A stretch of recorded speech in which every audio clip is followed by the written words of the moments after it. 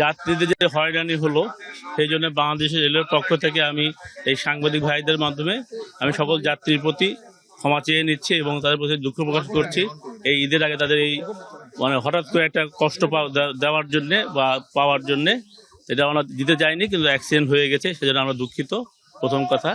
এবং গতকাল অ্যাক্সিডেন্ট হওয়ার পর থেকে আমাদের ঊর্ধ্বতন কর্তৃপক্ষের নির্দেশে, আমাদের মন্ত্রণালয়ের নির্দেশে আমাদের পশ্চিমাঞ্চলের সর্বোচ্চ পর্যায়ের কর্মকর্তারা আমরা এখানে উপস্থিত হয়েছি, হয়ে এই স্যালভেজ ওয়ার্কে সক্রিয় অংশগ্রহণ করেছে এবং আল্লাহর রহমতে আমরা এই 10টা 25-এ রেল লাইন ফিট দিতে পেরেছি সাময়িকভাবে বলতেছি এই কারণে। এখন ফুল স্পিডে ট্রেন চলবে না, ট্রেন আসবে, ট্রেন থামবে এবং স্লো স্পিডে পার হবে এবং গ্রাজুয়ালি রেল লাইনটা ইমপ্রুভ করা হবে।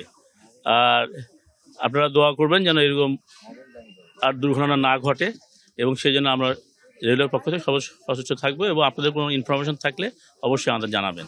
ট্রায়াল ট্রেন না, এটা প্যাসেঞ্জার ট্রেনই যাবে, আমরা লাইন সেভাবে ফিট দিছি।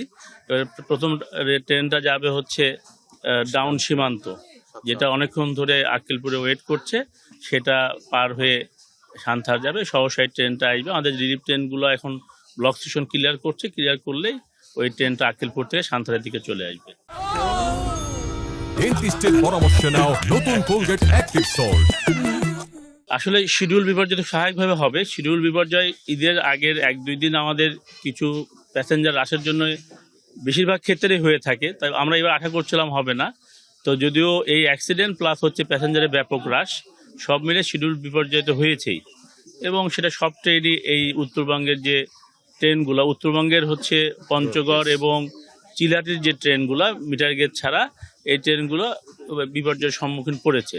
যেহেতু আমাদের সর্বাত্মক চেষ্টা ছিল মিনিমাম বিপর্যয় করা। আমরা জানেন আপনারা ট্রান্সশিপমেন্টের মাধ্যমে, ট্রান্সশিপ অর্থাৎ আমরা আমাদের অ্যাক্সিডেন্ট স্পটের কাছে ঢাকা থেকে ট্রেন নিয়ে এসে প্যাসেঞ্জারকে নামায়ে আমাদের এই অ্যাক্সিডেন্ট স্পট পার হয়ে সাতিয়ান গ্রামে আমাদের ট্রেন ছিল, সেখানে আমরা পার করে প্যাসেঞ্জারদের পার করেছি। যদিও তাদের এই নেমে হেঁটে যাওয়াতে তাদের কষ্ট হয়েছে, সেজন্য আমি আবার দুঃখ প্রকাশ করছি। কিন্তু আমাদের তরফ থেকে তাদের মিনিমাম কষ্ট দেওয়ার চেষ্টা ছিল, কিন্তু সেই কষ্টটা আমরা দিতে বাধ্য হয়েছি, উপায় ছিল না। তারপরেও আমরা কষ্ট লাঘব করে তাদেরকে তাদের যাত্রাস্থল, তাদের যে ঈদের ঘর ফেরা, নিজের ঘরে ফেরা, স্বপ্নের জায়গায় যাওয়ার চেষ্টা করেছি আমরা। এটা একটা সামারি হবে, কিন্তু যেমন এই যে সীমান্ত এক্সপ্রেস যেটা বলতেছি, এটা কিন্তু কালকে রাত্রে এটা মোটামুটি 10টার দিকে যাওয়ার কথা, সেটা এখন আমি সকাল 10টায় বলতেছি ট্রেনটা যাবে। কাজে এরকম বিভিন্ন ট্রেনেই বিপর্যয় হয়েছে, কাজে ওইভাবে স্পেসিফিক টাইমটা এখন বলতে পারছেন, বিপর্যয় হয়েছে। আমি সীমান্তের উদাহরণটা দিলাম আপনাকে। প্রথম প্যাসেঞ্জার ট্রেনটা মোটামুটি কয়টা নাগাদ যেতে পারে? মোটামুটি কয়টা নাগাদ?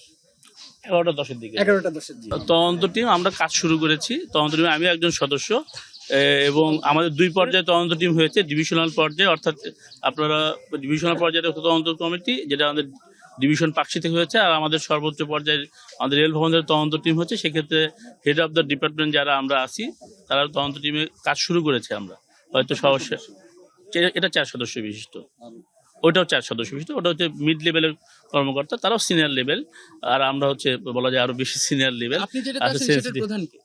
সেটার প্রধান আসলে এখানে সিনিয়র হিসেবে আমি প্রধান, কিন্তু রিপোর্টটার ক্ষেত্রে যেটা একটা অপারেশনে জড়িত আমাদের যে চিফ অপারেটিং সুপারিনটেন্ডেন্ট, উনিও এই ব্যাপারে বলা যায় বেশি সক্রিয় ভূমিকা পালন করবেন।